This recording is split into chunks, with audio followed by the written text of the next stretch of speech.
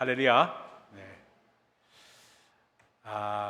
여러분들 플로리다에 가면은 세인트 오거스틴이라는 그런 그 해변가 마을이 있습니다. 이 마을에 담긴 아주 이야기가 하나 있어요. 이곳은 새우가 많이 잡히는 그런 황금 어장으로 아주 소문난 곳이었습니다. 늘 새우잡이 배들이 항상 해변에는 오갔고, 그리고 해변에는 수많은 갈매기들이 서식하고 있는 아주 아름다운 그런 동네였습니다. 그것만 보면은 어찌 보면은 플로리다의 다른 해변 마을과 다를 게 별로 없는 그러한 것지만 아주 정서가 깊고 아주 그러한 마을이었습니다. 근데 어느 날부터 갈매기들이 하나둘씩 죽는 일이 발생하기 시작했습니다. 한두 마리가 아니라 나중에는 거의 모든 갈매기가 같이 죽게 되어 버렸습니다. 그런데 이상한 점은 무슨 바이러스나 우리가 잘 알려진 조류독감에 걸린 게 아니었습니다. 그냥 바로 굶어 죽은 겁니다. 너무나도 이상해서 그 원인을 조사하러 조류학자들이 그 마을로 갔습니다.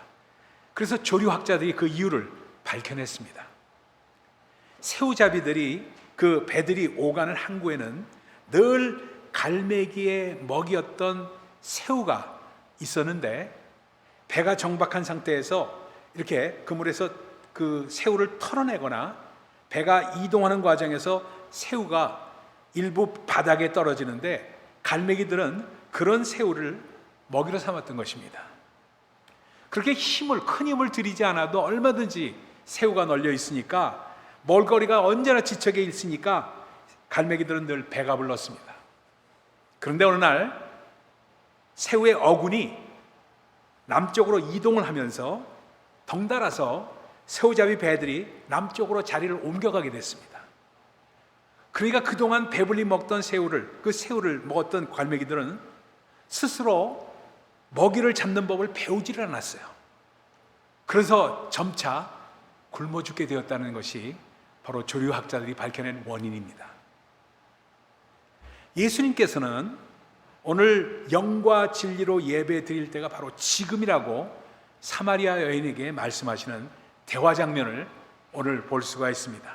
사마리아 여인과 그리고 예수님과의 대화는 바로 영적으로 굶어 죽게 되어 있는 그러한 사마리아 여인에게 영적으로 살 수 있는 방법을 알려주시는 대화를 하나하나 단계적으로 말씀을 하고 있습니다. 그러니까 어찌 보면은 우물가에서 만난 예수님과 사마리아 여인의 이 장면은, 우물가는 마치 교회와 같습니다. 교회를 상징한다고 볼 수가 있어요. 이 여인은 교회에 나와서 물을 먹고 싶었습니다. 그래서 물을 길러 나왔어요. 근데 그 물을 먹어도 네가 목마를 수밖에 없다고 말씀을 하시는 주님을 그 자리에서 만난 거예요. 그러니까 주님과 사마리아 여인과 우물가라는 이 장면은 바로 교회에 우리가 영적으로 목마른 우리가 나와서 주님을 바라보면서 나와서 생수를 마시는 이 장면을 마치 드라마틱하게 대화로 우리에게 보여주는 장면이라고 상징성을 여러분에게 말씀드릴 수가 있습니다.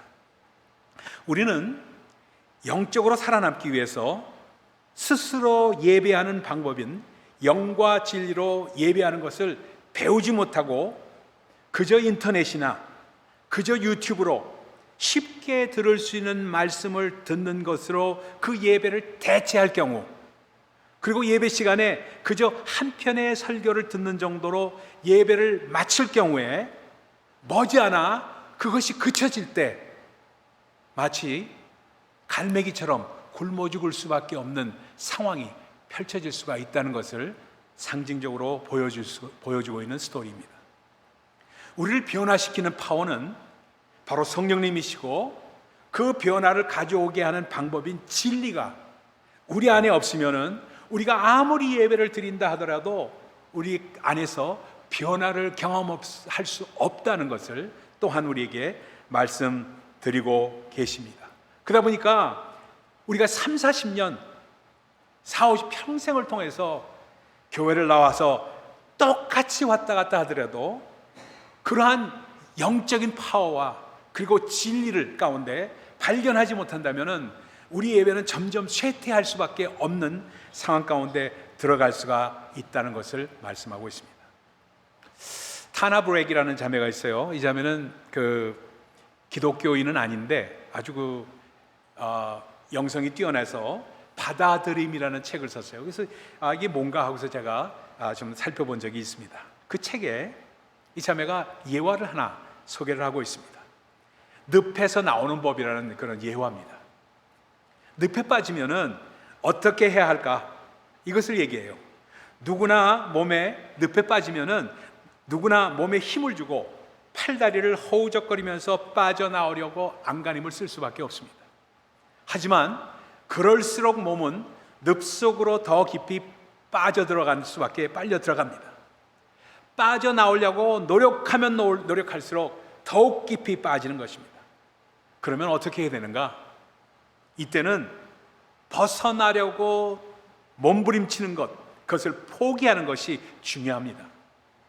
허우적거리는 행동을 멈추고 마치 늪을 끌어안듯이 엎드려서 가능한 한 수평으로 최대한 몸을 늪에 밀착시키는 겁니다. 그런 다음에 천천히 낮은 포복을 하듯이 기어 나오면 된다는 것으로 설명을 하고 있습니다. 그러니까 지금 행동을 바꾸라는 겁니다. 우리 주님, 이 사마리아 여인은 우물가에 나온 것이 장소를 찾아서, 예배할 장소를 찾아서 나온 것과 비슷하게 말씀합니다. 근데 주님께서는 예배할 때를 말씀하세요. 지금이 그때다, 네 행동을 바꿀 때다 하고 말씀하고 계십니다. 그래서 우리 조상들은 그리심산에서 와서 예배를 드렸다는데 유대인들은 그렇지 않습니까? 하면서 장소를 얘기하는데 장소가 아니다, 지금이 바로 예배할 때다, 지금 이 순간을 포착하라 하고 말씀을 하고 계세요. 그런데 이런 진리를 알고 있지 못하고 그 아는 대로 실행할 수 있는 에너지, 파워가 없으면은 본능적으로 허우적거리다가 늪에 빠져 죽고 만다고 그 타라 브렉 자매는 이야기를 하고 있습니다. 여기서 파워는 저는 바로 성령을 상징한다고 저는 마음 가운데 받아들였습니다. 진리를 수용하고 성령으로 변화시키는 것, 그것이 바로 주님께서 말씀하신 예배입니다. 그러니까 우물가에서 사마리아 여인과 예수님이 만나셨는데 물을 한 잔 달라고 말씀하시면 대화를 펼치시면서 결국 어디로 결론이 가느냐? 신령과 진정으로 예배하는, 영과 진리로 예배하는, 예배로 귀결을 짓는 우리 주님의 대화를 볼 수가 있다는 것을 말씀드립니다. 그러니까 우물가는 바로 교회를 말하고 우리 삶의 변화를 이루는 것이 우물가이며 바로 그것이 예배라는 겁니다. 교회라는 것입니다. 예수 그리스도의 복음, 오늘도 인생을 변화시키는 하나님의 능력, 그것은 어디서 맛볼 수 있는가? 예배를 통해서 맛볼 수 있다는 겁니다. 예수님과 사마리아 여인의 대화는 이러한 변화의 여정을 우리에게 보여주면서 그것을 예배로 연결시켜서 말씀을 하고 있습니다. 그러면 어떻게 하면은 우리 교회 안에서 이와 같은 변화를 예배를 통해서 이룰 수 있을까? 오직 영과 진리로 하라고 하셨는데 교회는 생명이 회복되는 것인데 이 복음 안에서 변화되는 생명의 감격과 역사를 누리는 곳인데 이러한 변화가 없다면 교회는 구호에 지나지 않는데 우리는 어떻게 이것을 바꿀 수가 있는가? 이것이 오늘 말씀의 주제입니다. 무엇이 변화해야 되는가? 오늘 본문이 그 해답을 주고 있습니다.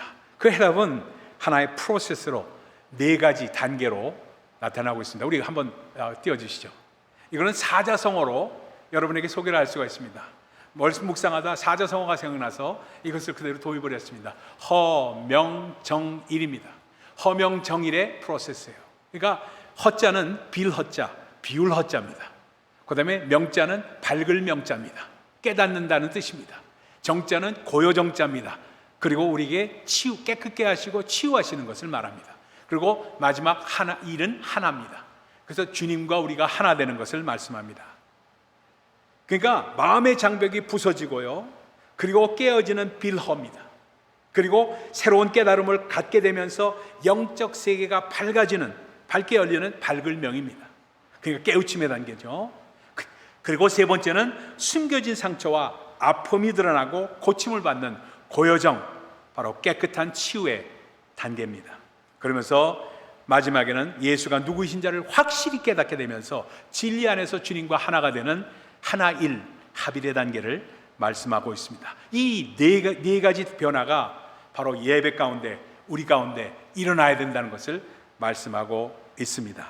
그래서 오늘 예배 세우기로 주제를 갖고 말씀할 때 앞으로 우리 가득한 교회의 예배는 이 네 가지 단계가 일어나기를 원하는 마음입니다. 첫 번째 단계입니다. 우리 첫 번째를 띄워주세요. 첫 번째 단계는 비움의 변화입니다. 첫 번째 과정은 비움의 과정이에요. 예수님과 사마리아 여인의 대화를 다시 한번 보십시다. 두 사람 사이에서 놓여있던 마음의 장벽이 있었습니다. 얼마나 큰 장벽인지 몰라요. 유대인과 사마리아인이라는 그 두 다른 민족이라는 장벽이 있습니다. 그리고 한 분은 랍비이시고, 여인이 볼 때는 그렇죠. 또 한 사람은 여인, 그 사이에 막힌 벽이 있습니다. 또 길에서 여인과 대화를 나눈다는 것은 그 당시 금기였습니다. 그래서 그 당시 율법은 이렇게 가르쳤어요. 여자에게 율법을 가르치려 하기보다는 태워버려라. 또 랍비들은 이렇게 가르쳤어요. 여자와 긴 이야기를 하는 것은 악덕을 쌓는 것이다. 그러니까 여자를 가르치는 것은 안 된다 하고 이야기를 했던 것이 그 당시 랍비들의 가르침이었습니다. 이러한 율법의 가르침을 뛰어넘으신 분이 우리 주님이십니다. 그러면서 그 여인에게 다가가서 물을 달라고 하십니다. 이건 뭘 상징할까? 모든 격식과 모든 선입견을 비워버리는 것을 말합니다. 그러니까 우리 주님께서 예배를 가르치면서 첫 번째 하신 일이 무엇이냐면 빌허자였습니다. 우리에게 어떻게 대입할 수 있을까? 먼저 우리가 여태까지 가지고 있던 예배에 대한 모든 선입견을 버리는 겁니다. 예배는 묵도가 있어야 되고, 예배는 대표기도가 있어야 되고, 성경 봉독 특성, 성가대 찬양이 있어야 되고, 설교가 있어야 되고, 봉헌이 있어야 되고, 뭐가 있어야 되고, 뭐가 있어야 되고, 이런 모든 사전 지식을 버리는 겁니다. 그게 너무 뻔하다 보니까, 너무 이걸 주볼 바라보다 보니까 기대감을 갖고 그 예배에 임하는 마음이 없어져 버려요. 뻔하니까. 그 다음에 뭐가 나오는 건 너무 잘 아니까. 그래서 새롭게 하라는 겁니다. 그런 걸 없애버리는 버리라는 말입니다. 이를 위해서 저는 말입니다, 필요하다면은, 그 필요하다고 여긴다면은 넥타이와 정장도 벗어버리고 싶습니다. 여러분, 그냥 청바지를 입고 예배를 드리면 어떻습니까? 그냥 아무렇게나 예배 드리면 어떻습니까? 정말 중요한 것은 진실된 마음이 예배 가운데 어떻게 녹아져 있는가, 그것이 중요한 포인트 아니겠습니까? 그렇다면은 모든 격식을 버려야 되는 거 아닙니까? 그렇다고 해서 지금 뭐 하는 것, 우리가 하고 있는 그러한 모든 격식을 버리자는 것은 아닙니다. 진짜 진실되게 올려드리는 예배가 되어야 하지 않느냐 하는 것이 제 포인트입니다. 그러니까 우리 가운데 많은 분들이 있어요. 장로교 출신도 있고, 감리교 출신도 있고, 그리고 순복음 출신도 있고, 어떤 분들은 전통적인 예배를 선호하신 분도 있고, 어떤 분은 열린 예배를 선호하신 분도 있고, 어떤 데는 뽕짝 스타일의 그러한 복음 성가를 좋아하시는 분도 계세요. 우리 교인들 가운데 그래요. 그런 분도 계십니다. 왜 그런 거 안 하냐고 그렇게 말씀하시는 분도 있었어요. 그러니까 젊은이 예배, 찬송가, 복음 성가, 습관적으로 예배 드리는 모든 것들 방법을 내려놓으라는 겁니다. 내가 가지고 있던 선입견, 이것이 오히려 내 예배를 주님 앞에 온전하게 드리는 예배를 망치고 있구나 하는 깨달음을 가지라는 겁니다. 그래서 빌허자, 비움의 과정을 예배 가운데 가지라는 겁니다. 두 번째 과정으로 한번 넘어가 봅시다. 두 번째 단계는 깨우침의 변화입니다. 명자입니다. 따라합시다. 다시 한번 밝을 명자는 깨우침의 변화입니다. 여인의 삶의 변화가 열려지는 모습을 볼 수가 있어요. 물을 달라고 하시면서 예수님께서는, 아니 어떻게 당신은 유대인인데 나한테, 사마리아 여자한테 물을 달라고 하느냐. 당신 지금 현대말로 말하면은 이런 얘기입니다. 너 당신 지금 나한테 어떤 지금 그걸 뭐라고 하죠? 섹슈얼 어설트 하는 거 아니냐, 이런 식으로 표현할 수도 있습니다. 그러니까 지금 나한테 이렇게 희롱하는 거 아니냐, 이런 식으로 여인은 마음 가운데 가졌는지도 모릅니다. 왜? 그 자매의 출신 성분이 그와 비슷했기 때문에 그렇습니다. 근데 우리 주님께서 뭐라고 말씀하십니까? 이렇게 말씀하십니다. 내가 만일 하나님의 선물과 또 내게 물을 달라 하는 이가 누구인 줄 알았다면 내가 그에게 구하였을 것이요 그가 생수를 내게 주었으리라 하고 말씀합니다. 이 대화 속에서 우리는 무엇을 발견할 수 있습니까? 이 여인은 땅의 것만을 봤습니다. 보이는 것만을 봤습니다. 근데 우리 예수님은 하늘의 것, 보이지 않는 것을 말씀하고 있습니다. 서로 다른 차원을 말씀하고 있습니다. 그러니까 정말로 모든 격식을 파하고 그리고 정말 하나님 앞에 가까이 가는 그 마음 가운데 있는 것이 너무나도 예배 가운데 소중하다는 것을 다시 한번 말씀하고 있습니다. 여러분, 제가 트레스티아스를 많이 인도를 했잖아요. 인도하면서 100번도 넘어서 인도했죠. 참 많이 인도를 했습니다. 그러면서 갈 때마다도 새롭게 은혜를 받아요. 여러분에게 가라 그렇게 얘기를 하는데도 안 가시는 분도 계세요. 그러니까 참 이해가 안 돼요, 어떤 데 보면요. 왜냐하면요, 왜 은혜를 받느냐? 다른 이유가 하나도 없어요. 똑같은 말씀일 수도 있어요. 거의 비슷한 세팅이 될 수 있어요. 근데 모든 격식을 다 초월합니다. 교회에서 있었던 모든 생각, 교회에서 드렸던 예배 방식, 모든 것을 초월합니다. 다 벗어버려요. 다 벗어버리고 격식 없이 그대로 만나다 보니까 하나님과 더 가까워져요. 그럴 수밖에 없어요. 그럴 수밖에 없어요. 이걸 말하는 겁니다. 새로운 깨우침이 없을 수밖에 없는 과정을 치르게 된다는 겁니다. 그러다 보니까 그렇게 많은 분들이 은혜를 받고 새로워지는 역사가 있게 되는 것입니다. 오늘 명자, 이렇게 깨우침의 변화는 무엇을 우리에게 상징하고 있습니까? 예배에는 이제 성령의 역사가 있어야 함을 말씀하고 있습니다. 하나님의 영을 소개하고 계시고요, 예수님께서 말씀하시는 세계는 다른 차원의 말씀을 나눔으로써 우리로 하여금 영의 세계에 눈이 열리고 거듭이 않는 역사가 있어야 함을 우리에게 소개하고 있습니다. 예배 가운데 변화가 있는 예배, 말씀이 새롭게 들리고 내가 여태까지 수없이 들었는데 이 말씀을 왜 이렇게 깨달지 못했을까 하는 마음이 생기는 것, 그것은 누구의 역사예요? 성령님의 역사입니다. 똑같은 말씀인데 어떻게 그렇게 다를 수가 있어요? 왜? 성령께서 깨우쳐 주시니까. 밝을 명자, 깨우침의 변화입니다.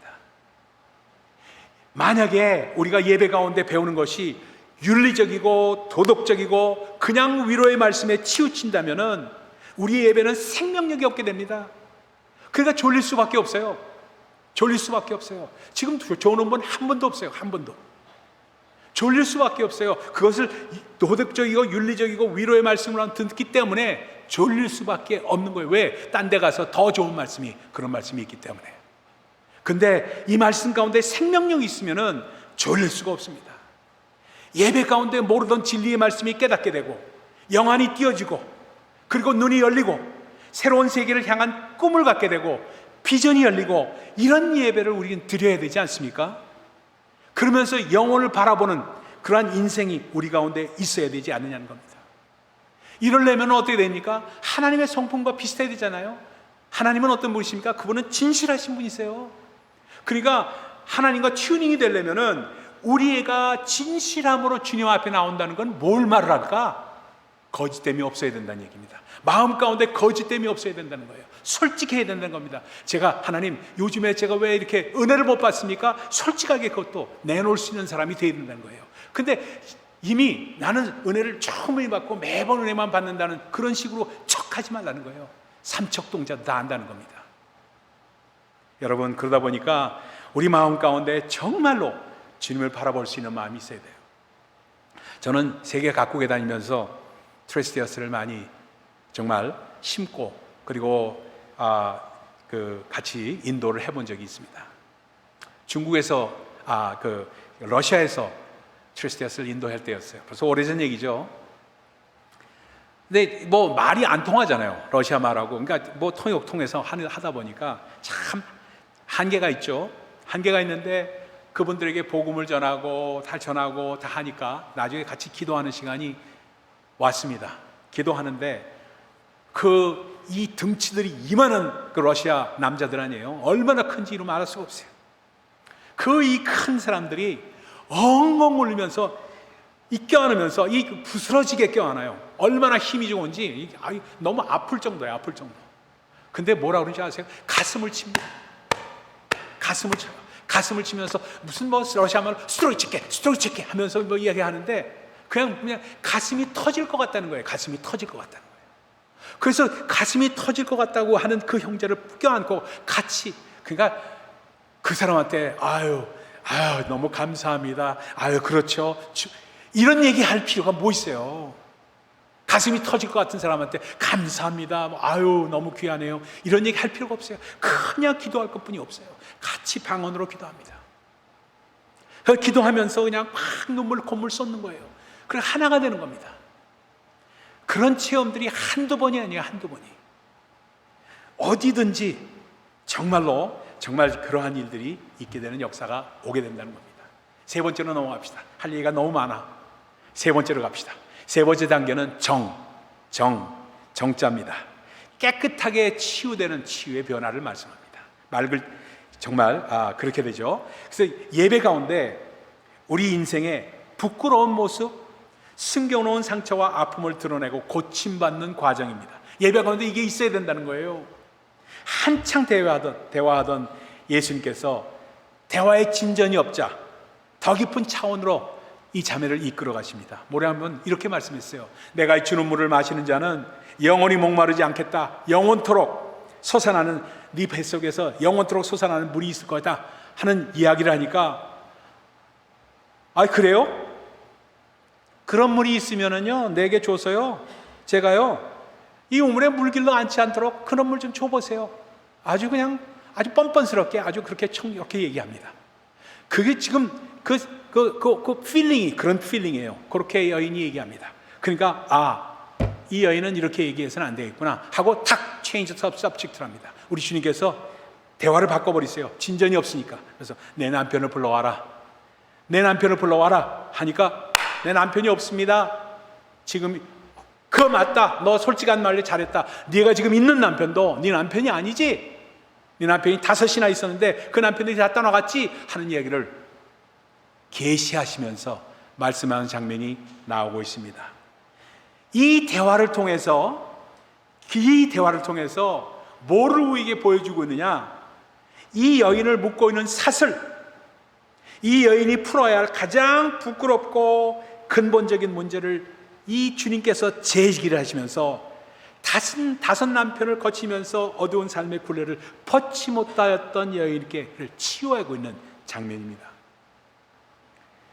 여러분, 물론 이 여인과 우리의 사정은 다릅니다. 그러나 우리 신앙생활 속에서 가장 어려운 부분, 많은 경우에 우리는 숨기고 덮고 살아갑니다. 왜? 수치와 아픔 때문입니다. 그러다 보니까 예배가 항상 얕은 물가에서 맴돌고 우리의 발목을 사로잡고 있는 문제는 타치하지 못한 채 맨날 맴돌고 쳇바퀴 돌듯이 그냥 끝나버리고 말아요. 진정한 자유의 길은 드러냄과 치유 가운데 있다는 것을 우리 주님 말씀하고 계십니다. 상처를 딛고 체면의 껍질을 벗어버리고 자유함 가운데로 나아가는 겁니다. 그래서 정말 그러려면 진실함이 있어야 되는 이유가 거기에 있다는 겁니다. 그럴 때 영과 진리가 역사한다는 말씀입니다.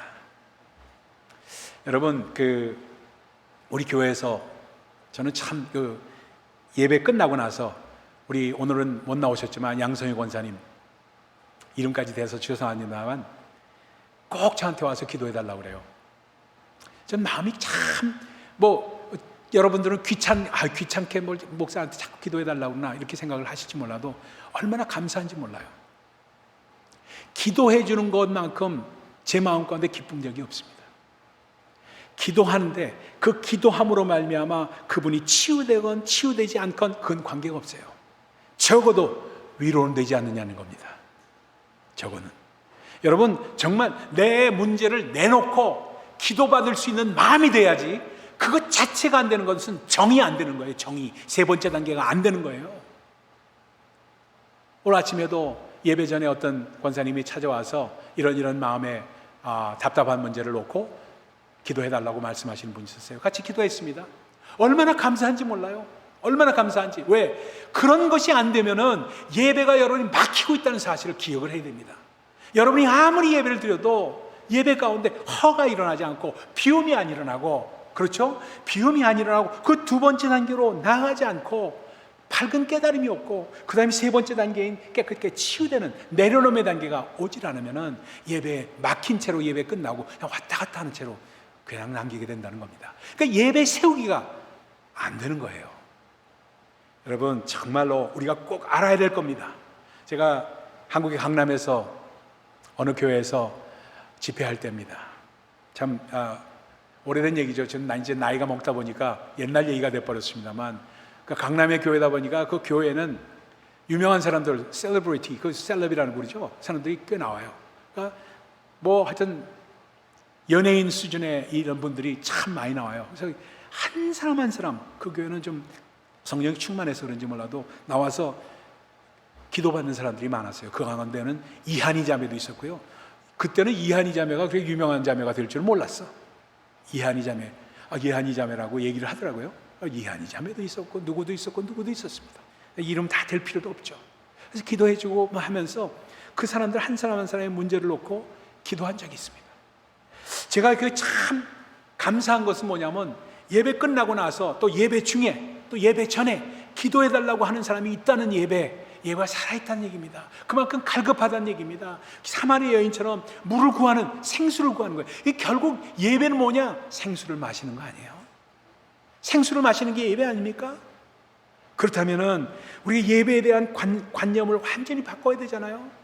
이성미 자매가 그리고 정말로 최강희 자매가 추상미 자매가 그러한 간증을 할 수 있다는 것은 정말 빛을 보고 주님을 바라보면서 더러운 것에서 벗어나고 깨끗게 되는 변화의 역사가 있었기 때문에 그런 간증을 할 수 있는 거 아니에요? 왜 우리에겐 그런 일이 없습니까? 있을 수 있잖아요. 예배 가운데 그게 있어야 된다는 겁니다. 우리를 비우고 그리고 깨닫는 역사가 있고 그 다음에 깨끗게 치유되는 역사가 있고 그 다음에 마지막으로 그렇게 될 때 마지막 단계가 되는 겁니다. 바로 1입니다. 1. 합일의 단계입니다. 합일. 예수님과 우리가 하나가 되는 변화입니다. 예수님과 우리가 하나가 되는 한 몸이 되는 변화예요. 그것이 바로 참다운 예배입니다. 여인으로서는 나누기 어렵고 가슴 아픈 대화를 나눈 후에야 비로소 여인이 말합니다. 주여, 내가 보니 선지자로서이다. 예배 가운데 하나님의 실존, 하나님의 임재를 체험하고 예수님이 어떤 분이신지를 참으로 깨달아지니까 드리는 고백입니다. 그러니까 우리도 예배 가운데 주님, 예수님 우리 주님이시지 하는 그냥 우리가 알고 있는 상식적인 그러한 고백이 아니라 예배 가운데 주님의 임재를 체험하며 그분이 누구이신지를 실전적으로 깨닫는 변화가 있을 때 주님이 정말 나의 아도나이십니다, 나의 주님이십니다 하는 내 인생 속에서 주님은 이런 분이십니다 하고 고백할 수 있는 그 단계로 가는 것을 합일이라고 말합니다. 그러니까 그분이 위대한 스승이냐, 아니면은 세계 4대 성인이냐, 아니면 정말 그분은 나의 구원자 되시느냐, 그리스도에 대한 이해가 체험적으로 변하는 예배. 어떻게 이루어지는가? 예배 가운데 성령으로 체험함으로써 이루어진다는 겁니다. 이렇게 되니까 사마리아 여인처럼 뛰어나가게 됩니다. 그가 피하고 싶기만 했던 동네 사람들이 나아가서 예수를 전하고 초청하는 변화가 일어납니다. 와보라고 초청합니다. 나의 내가 행한 모든 일을 아는 분이 여기 있다. 이분이 그리스도 아니시냐 하면서 초청을 합니다. 그러니까 이 말씀은 뭐냐면 예배의 종착역은 바로 예수 그리스도의 증인이 되는 것을 말씀하고 있습니다. 알리고 싶어지는 거예요. 내 안에 예수가 계셔. 그분과 내가 하나가 되기 때문에 그러한 역사가 일어나는 겁니다. 내가 한 일을 모두 알아맞추신 분이십니다. 와보세요. 그렇게 말할 때 진정한 증인이 되는 역사가 있게 됩니다. 예배의 결말이에요. 그럴 때 이기주의의 벽을 넘습니다. 내 가정, 내 직장, 내 사업, 그것만을 위한 기도만을 요청하는 것이 아니라 정말 이제는 더더욱 더 나에게서 벗어나서 이기주의의 벽을 넘어서 정말 하나님의 나라를 위해서 구하는 기도를 요청하고 나눌 수 있는 사람이 된다는 뜻입니다. 그것이 바로 진정한 자유예요. 자유케 하는 능력, 바로 예배의 능력입니다. 예배 세우기는 여러분에게 저는 도전을 드리고 새롭게 말씀을 증거하기를 원해서 이 말씀 고민하면서 여러분에게 드립니다. 허명정일의 역사입니다. 예배가 예배다워지려면 허명정일의 역사를 우리 가운데 그 단계를 체험해야만 합니다. 우리를 비우고 새로운 진리를 깨닫고, 그리고 모든 허물과 죄, 아픔과 수치 치유받고 깨끗해 됨으로 말미암아 예수 그리스도 안에서 바로 우리가 하나가 되는 역사, 예수가 내 안에 들어오시고 내가 예수 안에 들어가서 성찬의 의미가 온전하게 이루어져서 정말 떡이 떼어져서 이 세상을 향해서 나아갈 수 있는 우리가 되는 것, 그것이 바로 예배의 결말입니다. 예배 세우기, 주 안에서 우리가 다시 한번 깊게 깨달으면서 새롭게 예배를 세우는 여러분과 제가 되기를 예수 그리스도로 축원드립니다. 기도하겠습니다.